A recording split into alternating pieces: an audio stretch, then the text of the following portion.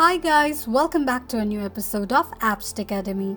Today in this video, I'm gonna show you how you can report item on Etsy. Keep watching the video till the end. To report an item on Etsy, firstly go ahead and launch open your Etsy application. Log into your account and the home page of Etsy will appear on the screen. Search for the item you would like to report. Once you do so, long press on the picture of a product that you would like to report. From the pop-up option, tap on Report this item. Choose a reason to report the item and click on Next.